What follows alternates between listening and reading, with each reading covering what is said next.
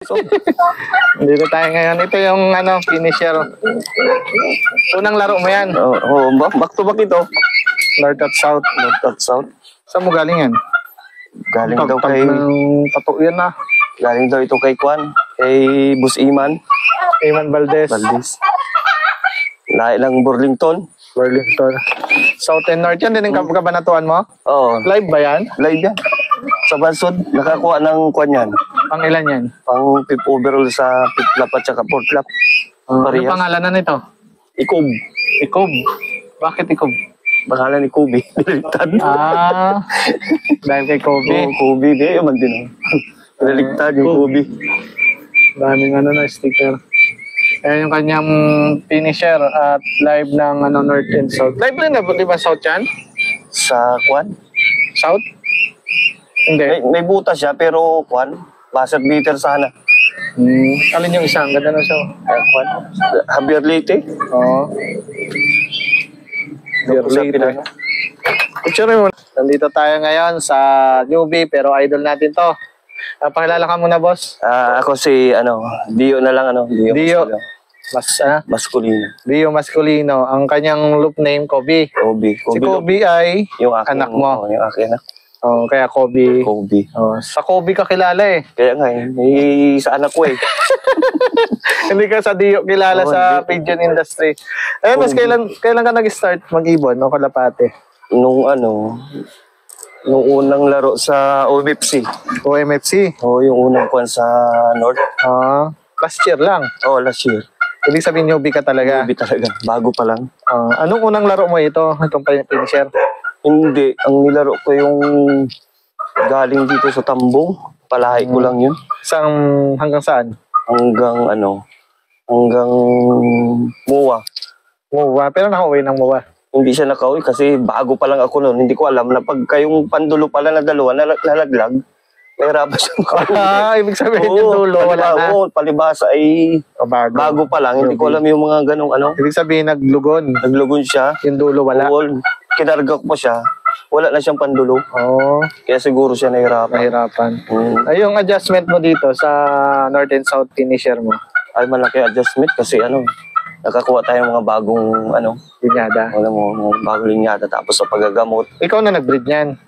Hindi, nakuha ko siya dun sa kaibigan ko. Sino? Si Jasper, pamangkin ni Iman. Iman Valdez. Doon mo nakuha yung ibon eh. Doon mo nakuha yung ibon? Doon siya nakuha yung linyada tapos nagpalahit na lang ako. Ibig sabihin niya na yung bloodline na hawak mo ngayon?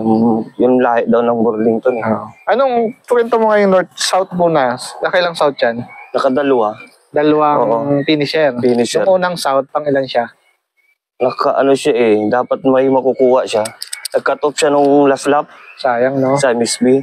Pangalawang race? Padalawang race, kinarga ko siya sa OMFC. Ayun, medyo okay naman. Ay kaso na nung last lap din, cut off din siya. Para bagang may nadaanan siyang nainom siya ng tubig talaga. Siguro masyadong malaki. Ibig sabihin dalawang beses na ilo-ilo siya? Oo, 2 beses. Tapos nung time na malapit na rin magkarga ng MSB, ay galing pa dito, kaya medyo nahuli siya. Kaya naikarga ko siya na nung 5th lap na. 5th lap na. Kaya siya diba nung sa MSB, naka-first lap na sila sa Isla Verde. Hindi ko siya nakarga eh. Ayun, dun sa sa North, pang ilan siya ngayon?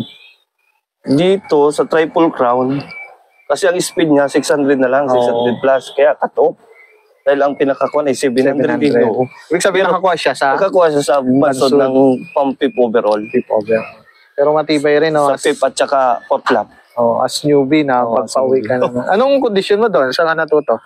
Ay di, humingi lang ako ng mga pahay sa mga kaibigan. Kay Pare Noelio, kay paring, Alan Albino, kay Arjed. Anong kondisyon ng ginagawa mo? Pag sa yung victory pills at saka yung ideal. Kailan may nabigay yan? Tuwing hapon, nabigyan ko siya tuwing hapon. Araw-araw?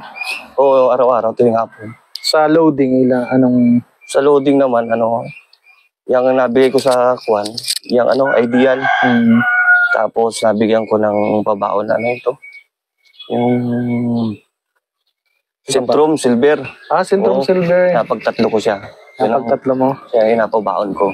Ibig sabihin, yung ikatlo, yun yung binibigay mo? Oo. Eh, yung sambuot, Patatlo.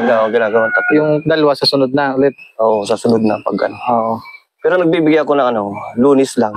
Lunis lang. Tapos sunod yung kargahan na. Karga. Bali, dalawang beses. Dalawang beses. Yung Centrum. Sintrum, Silver. Saan mo natutunan yan? Payo-payo lang ng mga kaibigan. Minsan, napanood sa YouTube. Sa YouTube. Centrum. Apply. Pag maganda naman, eh di. Okay naman. Pagka medyo di panibago. Panibago. Yun yung sekreto. Depende sa uwi ng ibon eh. Ibig sabihin, isa lang yung nilalaro mo na yan? Isa lang yan, back to back dito. Oo. Ayun, ngayon marami na. Marami na, mga puro Oo, marami ka ng pang north ngayon to, di ba? North at south. North at south, may mga south na rin. Ayun boss, meron kang parang advice or payo sa mga newbie or napapasok? Yung mga bago siguro. Kung hihila sila mga payo sa mga veterano. At saka yung huwag sila agad silang masuko. Importante yun eh. Yung sabi nga na pagka pinasok mo yan, ay pangatawan mo. Ayun. Para pagdating ng dulo, makikita mo resulta. Sa pagtiyaga. Tsaga lang. Ano nakukuha mo pala sa Kalapati? Bakit pumasok ka? Siguro yung mga kaibigan. Nakakuha tayo ng mga maraming kaibigan. Nakakuha tayo ng libangan. Libangan. Yung mga excitement ba? Pag yung nag-abang ka, may abangan ka. Dati ka ba nagmamanok? Oo, dati. Manok. Ano ba kakaiba ng manok sa Kalapate? Halos parehas lang naman. Kaso ang problema nga, mas maliit ang katawan ng kalapate.